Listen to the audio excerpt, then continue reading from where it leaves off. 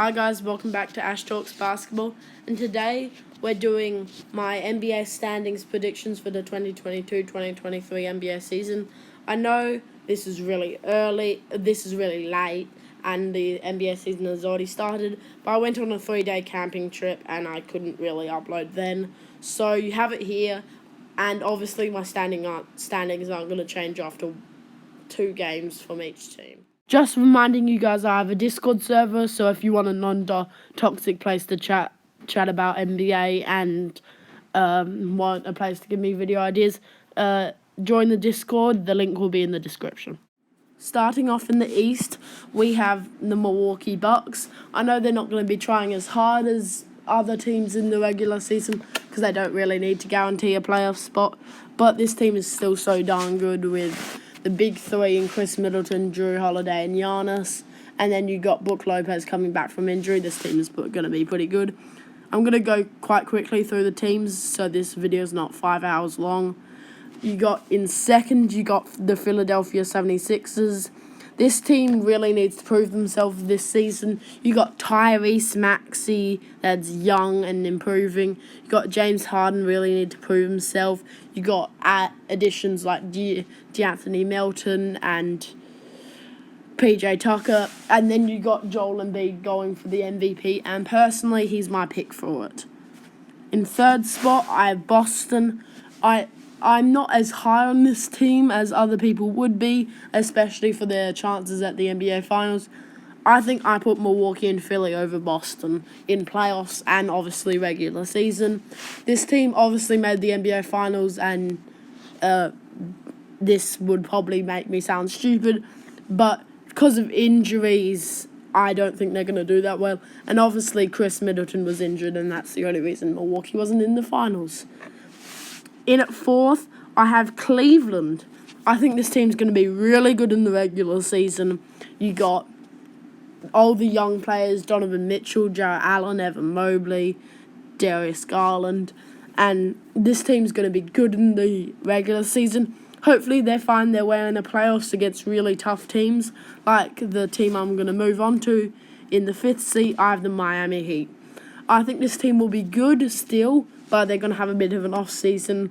Losing PJ Tucker was big for their defense, and I think this is going to be a bit of off year where they kind of learn to adjust their defense, and they're going to have trouble in a really strong Eastern Conference. In sixth seat, you might be thinking, Ash Talks Basketball, you're extremely biased and you're putting Toronto in the playoffs so they don't get eliminated in the play-in. I personally believe this. This team is good. This team is powerful, and I really believe in them. Obviously, I believe in them. I go for them. But Scotty Barnes is improving. Pascal Siakam is improving. And then you got Fred, you got OG, and Gary Trent. I like Christian Koloko, and you got Precious Achiuwa. I'm speaking as an NBA fan, not a Toronto Raptors fan, and probably an NBA fan that's analysed the Toronto Raptors a lot. But what I'm saying is this team is actually really good, and a lot of people are underrating it. And I think the teams below them are either going to try and have to figure it out. They have injuries, or just they're the Brooklyn Nets. Speaking of the Brooklyn Nets, I have them in 7th. I think the only reason they're in 7th is because of injuries and them just being the Brooklyn Nets. I think this won't really phase them in the playoffs. They'll be fine. But if they really have to run up against Milwaukee, Philly, or Boston in the first round, they're going to have some problems. And them going above teams like Cleveland and Miami, I don't really see happening. So this playoff picture might be hard for Brooklyn, or really hard for a Philly, Boston, or Milwaukee. In at 8th, just slipping into the playoffs, play-in area, in the 8th seat, I have Atlanta. This Atlanta team was not that good last season. They had a bit of troubles after doing really well in the playoffs, getting to the conference finals in 2021. But I don't see this team doing better than a lot of teams above them. Obviously, the East is really, really powerful, and that's going to make it hard for them. And we're not sure how DeJounte Murray and Trae Young will mesh together. But this team is still pretty powerful. In at 9th, sadly, I have the Chicago Bulls. This team is injured. Lonzo Ball, we have no clue what's happening. All the injuries. This team just really needs to prove themselves and that they can play defense without Lonzo Ball, because they're going to have to. From what we've seen, Lonzo's injury is confusing. Really strong East, really confusing roster, and that's why I have them just out of the playoff picture. In at 10th, I have the New York Knicks. I have some faith in Julius Randle and RJ Barrett. You got Jalen Brunson coming onto the roster, but I think they'll get eliminated by Chicago in the play-in quite easily, because they're not as powerful as the first 9 teams on the list. There seems to be a really big split between the first 9 teams and the last 6 teams. The first 9 teams really, really talented, and the 6 teams are really low. Sorry about the noise in the background, but I can't cut that out. Moving on to number 11, I have the Washington Wizards. This team's the definition of average. Every part of this team is mid. And they're not in the middle of the Eastern Conference, because the Eastern Conference is not mid or at all. This Eastern Conference is stacked, and I see them just missing out on the play-in. Then, sadly, I have the Detroit Pistons, which is a bit bad for them. I was kind of confused there. I don't know why it's sadly. But if they're going here, they're not going to get that big good of a pick. They're just going to miss out on the lottery pick. The lottery pick, they need to really make them a really solid team to not missing out on a lottery pick, missing out on one of those high picks that could make this team a solid young team that will probably be the best in the league sometime in the future. Moving on to the 13th seat, I got Charlotte. I see them winning some games, but LaMelo by himself is just LaMelo, honestly.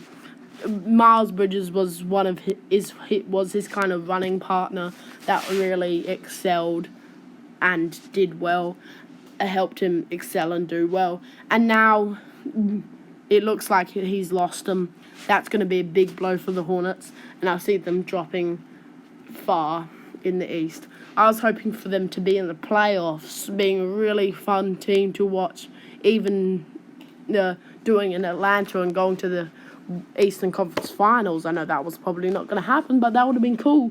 And now they're at the bottom of the East because of one point in time that I'm not going to discuss, because I think I've already done that in another video. In at 14th, I have the Indiana Pacers. I think they have a lot of older players that they're going to trade eventually, but I think they'll help them win games at this point in time, so I have them here. I think Miles Turner and Buddy Hield are still good, but obviously they're going to be tanking for Victor and Scoot, so I have them here. In at 15th, I have the Orlando Magic. This team is going to be tanking, and since this team is still good, and I think they could even push for a play-in spot if they really wanted to, but we all know they don't want to be in the play-in. They want to be as low as possible, getting Victor and Scoot. I need to find some shorter way of saying Victor and Scoot, because I'm going to be talking about it a lot when I'm talking about teams that are tanking. Moving on to the Western Conference, I'm starting with the number 1 seed. I have the Denver Nuggets. Coming back from Jamal Murray and MPJ being injured, I think this team is going to come out blasting, come out guns blazing in the playoffs. They're going to have a bit more troubles, but I think they're going to be a really good regular season team. I know they lost their first game to Utah, but I don't think that's going to affect my opinion. I still think they're going to do really well, unless it's Utah. For some reason, Utah seems to be the best team in the league against Denver. In second, I have the Golden State Warriors. They've got obviously the best team in the league last year. Well, because they won the NBA title. They lose Otto Porter Jr. Draymond looks like he's edging towards the door ever so slowly throughout the season, until he asks for a max at the end of the season, until he gets kicked out the door by the Golden State Warriors front office. So this is the last year of the Steph Curry dynasty era, in my opinion. I think Draymond disbands, and that's just going to make it more difficult for them to win. So if they don't do it now, I don't think they're going to be able to do it again. So good luck to Steph Curry for this year. In at third, I have the Clippers. They finally have their whole team together since the 2019 free agency. They're finally all together. They're finally going to go for the title. And if this doesn't work, it's been 3 years since they both signed on the same team. And they've been injury prone. And they just failed because of injuries. In at fourth, I have the Phoenix Suns. I think they need to prove themselves as not a really bad team after obviously that Game 7 and just being very disappointing. Apparently, DeAndre Ayton's back on good terms with the whole team, and that's going to make them much more powerful. And I'm really looking forward to seeing how they will go. You got Dallas in at 5. Luka's Luka, and Luka will always be Luka. Sorry, Dallas is at 6, I saw. Memphis is at 5. I put Memphis at 5 because Ja will always be Ja. I think they're going to fall off a bit. Stronger West.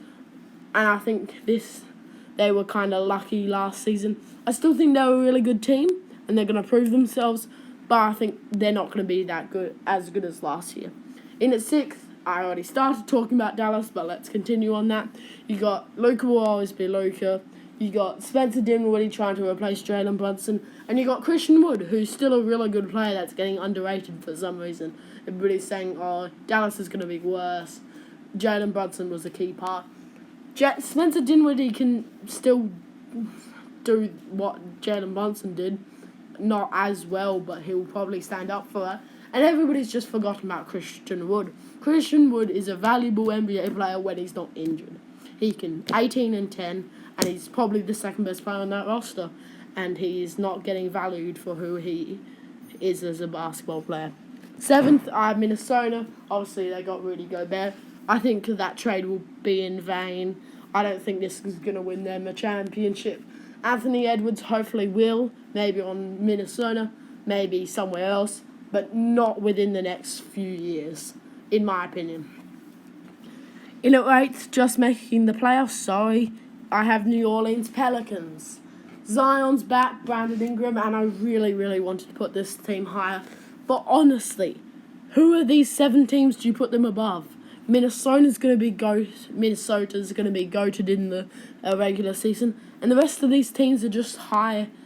Maybe you could make an argument for Dallas, but New Orleans are a really talented team and could possibly even give Denver troubles because of how tightly packed and talented this 8 teams from the West are. Coming in 9th, I have the Los Angeles Lakers. Very, very disappointing start to the season.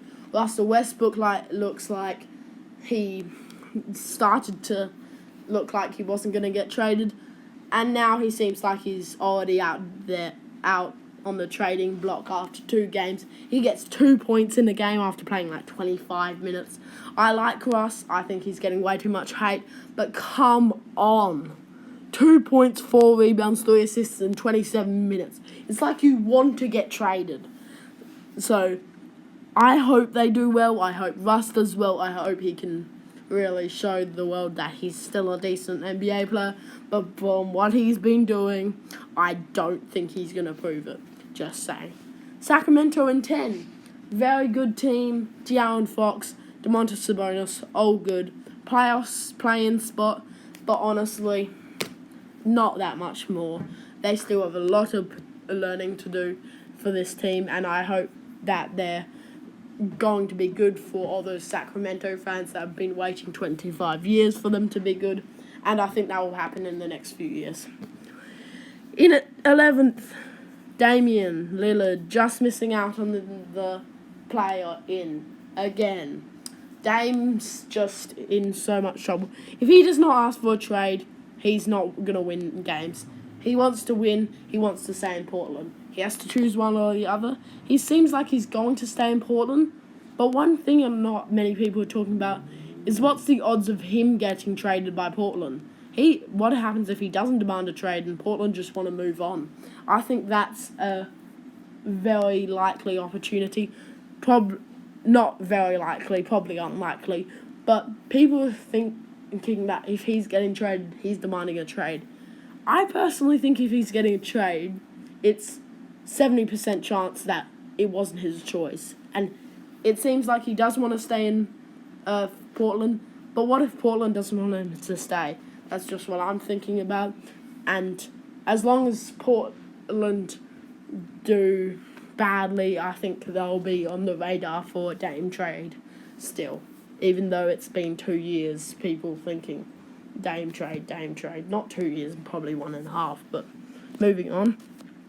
In at 12th, I have Oklahoma. They're going to be good. Shai's going to get a bit angry, but he knows if he stays, he gets all of the years in Oklahoma where he gets all the wins with the young players and rings. But I'm not sure if he wants to wait. If he doesn't want to wait, that's going to stuff up all the Oklahoma City Thunder's plan. If Chet Holmgren didn't get injured, they would probably be going for a play-in spot just to test the waters with their young team. But since he's injured, I think they're going to hold back one more year till they start going full-blown to the playoffs to try and win a championship with their young core. In at 13th, this is hard. I really wanted to pick Utah, but I have to do San Antonio.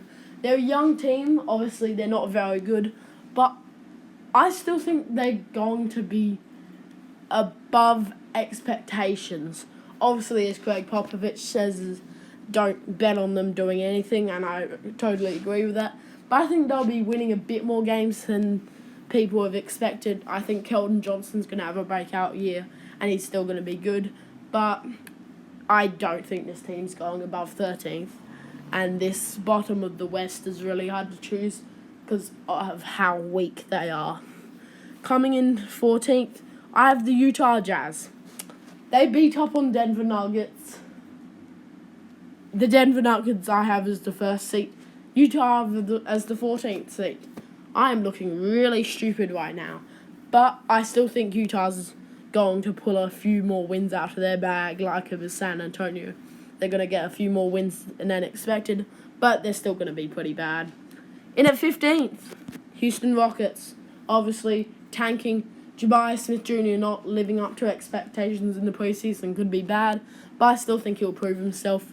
I haven't checked his stats for his first game. I'm not even sure if he played, but I will check that, and if it's anything really impressive, I might even upload a short of it. I don't think so, but if you really want to see that, tell me in the comments. I think this is a pretty good lineup. If you have any opinions, please tell me in the comments. If you think I should change something around, please tell me in the comments. And if you really want to tell me a lot of your ideas for my videos or just want to talk about the NBA with no toxicity, I'm going to put a link to my Discord in the channel. I know I've already talked about that earlier in the video. I just wanted to remind you if you did make it this far in the video, which I thank you for, because pretty much nobody does, and I'm pretty much talking to nobody. But I'm really happy if you stayed. Thank you for watching the video, and have a nice day.